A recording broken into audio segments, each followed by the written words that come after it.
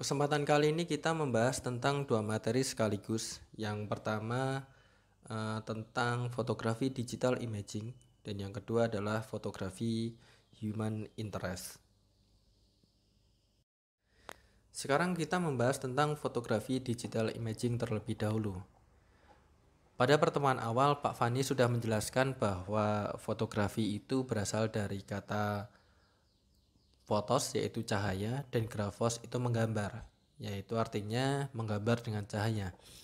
Nah, kalau digital imaging itu adalah sebuah teknik yang melibatkan unsur fotografi digital dengan program komputer, di mana di situ ada proses retouching, combining, dan compositing.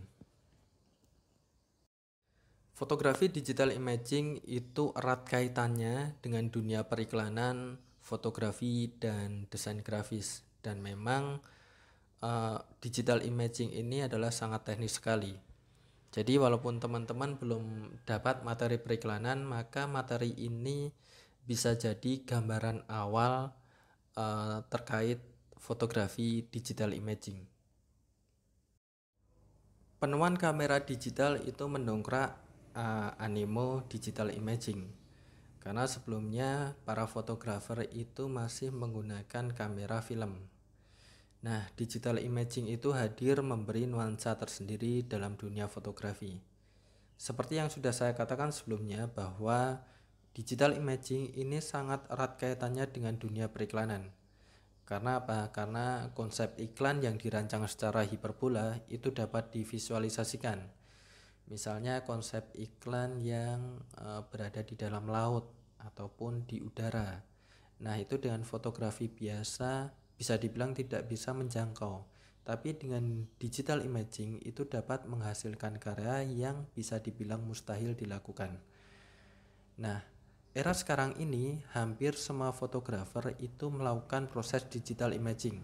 Walaupun proses yang paling sederhana, misalnya cropping ataupun proses mengubah warna. Ada 8 konsep dasar digital imaging. Yang pertama itu cropping, yaitu membesarkan, memperkecil, memotong, atau membuang. Nah, itu dapat dilakukan dengan mudah dengan sebuah software. Terus yang kemudian ada resolusi, yaitu adalah kepadatan sebuah foto. Kita bisa merubah resolusi sebuah foto dengan sebuah software. Terus yang ketiga itu ada warna. Pada warna foto itu biasanya modenya adalah RGB atau red, green, blue. Tapi sedangkan warna cetak itu adalah warna CMYK, cyan, magenta, yellow, black. Nah, ada beberapa warna yang dari mode RGB itu tidak terwakili pada mode CMYK.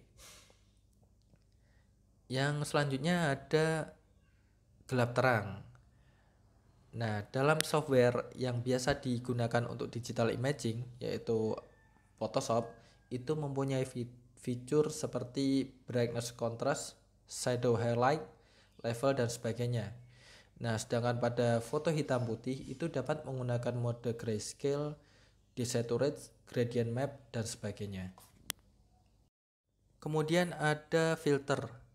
Di fitur Photoshop itu ada fitur filter yang dapat digunakan untuk mengedit foto. Di situ ada beberapa macam, bisa dicek sendiri dalam software Photoshop. Terus kemudian ada layer, yaitu membuat susunan atau lapisan gambar dari paling depan hingga paling belakang, di mana setiap layer atau gambar itu dapat diedit, dihapus, dicopy atau yang lain sebagainya. Terus yang selanjutnya ada proses masking. Masking itu adalah teknik Photoshop yang digunakan sebagai teknik pengolahan foto. Diambil dari kata mask yang berarti topeng. Tujuan utama masking itu menutupi sebagian gambar dengan gambar yang lain, sehingga apa yang terlihat tidak seperti gambarnya aslinya. Nah, itu digunakan untuk menutupi bagian tersebut. Terus yang ke-8 itu ada output data, di mana ada beberapa macam format menyimpan sebuah file. Ada BMP, itu bitmap, EPS, terus kemudian GIF, dan juga PNG. Nah, keempat tadi itu untuk keperluan grafis. Tapi kalau untuk keperluan foto itu lebih menggunakan JPEG atau TIFF. Nah, TIFF itu lebih besar dari JPEG. Tapi untuk TIFF itu dianjurkan untuk editing mentah dari kamera yang formatnya itu RAW, dan itu biasanya ukuran filenya sangat besar. Nah, ini ada alur kerja pembuatan iklan. Ini sudah saya jelaskan dalam fotografi advertising, di mana fotografi itu kapan dibutuhkan dalam proses pembuatan iklan. Bisa dicek lagi ya. Kalau ada yang punya keinginan menjadi digital imager atau yang bergelut dalam industri digital imaging, itu skill yang dimiliki itu apa aja sih? Yang pertama itu harus tahu tentang fotografi. Terus yang kedua juga harus bisa lighting dan angle. Terus juga bisa menggambar, karena awal dari sebuah konsep karya itu biasanya itu berawal dari gambar atau sketsa. Digital imager itu harus bisa berpikir sesuai logika, imajinasinya harus bagus dan juga kreatif. Terus yang paling penting adalah penguasaan software, di mana di dunia industri digital imaging itu menggunakan software Adobe Photoshop. Terus juga dapat bekerja sama dengan bidang lain, misalnya desainer grafis, fotografer, ataupun ilustrator. Proses kerja digital imaging itu yang pertama itu pasti ada konsep karyanya dulu. Biasanya itu dalam bentuk sketsa. Tidak perlu menggambar detail, tapi ada sketsa karya yang akan dibuat. Terus kemudian ambil foto sesuai konsep. Nah, ini biasanya filenya berukuran besar, karena kalau dalam dunia periklanan itu nanti akan diaplikasikan dalam media luar atau media luar ruang seperti baliho, spanduk dan sebagainya. Pokoknya yang ukuran besar-besar itu. Jadi kalau filenya kecil, otomatis kalau diperbesar itu akan pecah. Yang ketiga ada stok foto atau aset. Itu seperti semacam foto-foto background, properti, ataupun ornamen untuk menunjang foto utamanya. Terus mulailah proses retouching. Nah, ini proses merekayasa sehingga menjadi sebuah karya. Dan proses retouching ini biasanya harus memperlihatkan detail yang sangat bagus.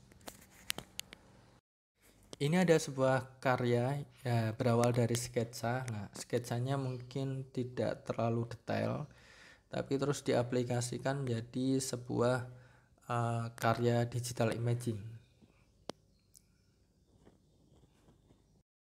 Bisa dilihat selanjutnya gabungan dari beberapa foto. Foto utamanya adalah produk minuman. Nah, foto-foto pendukung atau backgroundnya itu dicantumkan di situ dan menjadi sebuah karya yang bagus.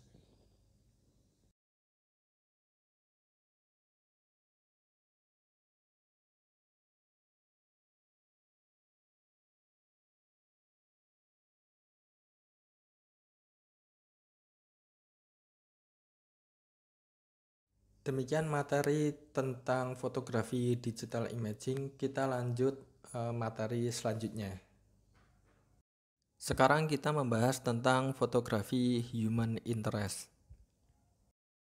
Human interest merupakan fotografi yang membidik tentang kehidupan manusia. Contohnya, interaksi manusia dengan alam atau manusia dengan manusia yang terekam secara emosional, mampu menggugah hati. Foto-foto human interest yang baik adalah foto yang menyuguhkan kegiatan atau suasana yang menarik, yang dapat mempengaruhi emosi kita dan menimbulkan perasaan sedih atau gembira yang melihatnya.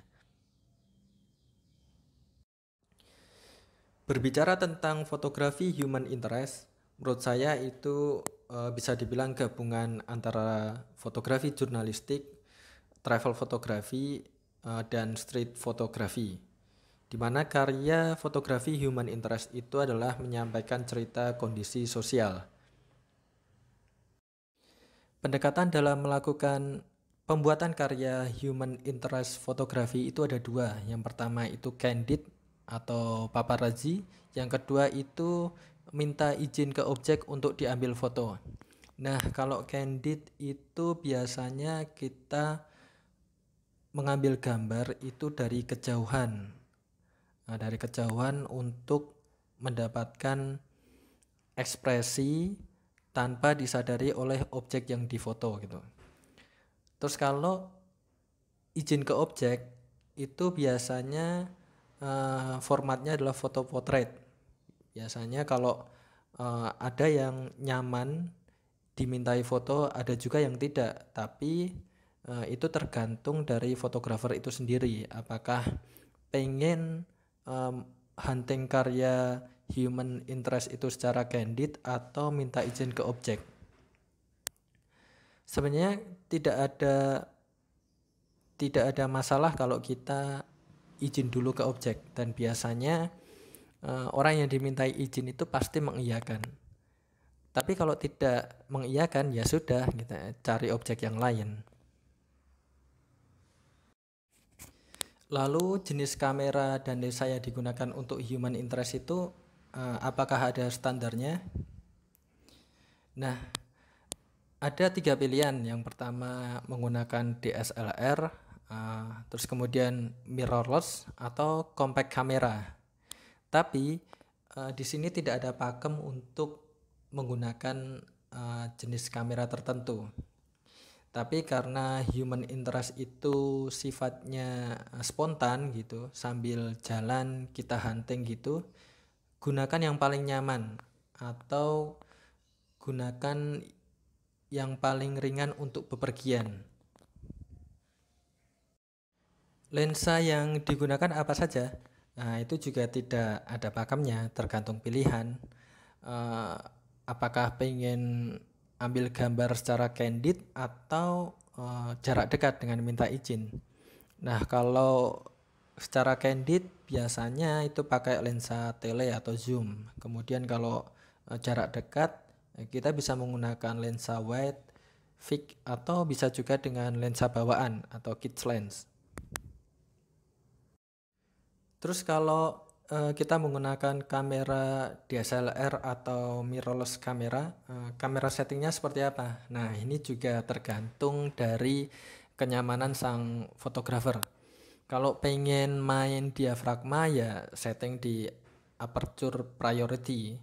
Kalau pengen main kecepatan, misalnya pengen ada efek tertentu, di situ cahaya matahari juga sangat mendukung, ya main shutter speed priority. Atau kalau pengen main teknik yang lebih bisa menggunakan manual. Dan kalau pengen yang simple sambil jalan ada momen ambil capture gitu, setting aja ke auto. Nah, itu bisa sambil jalan langsung bisa.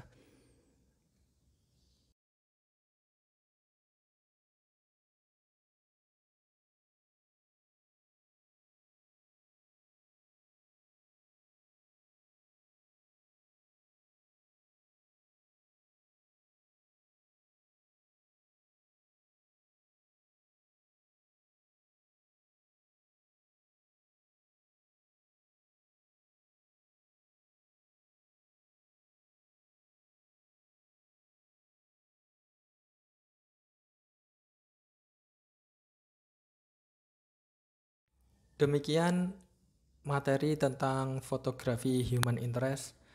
Semoga bermanfaat dan sekian, terima kasih.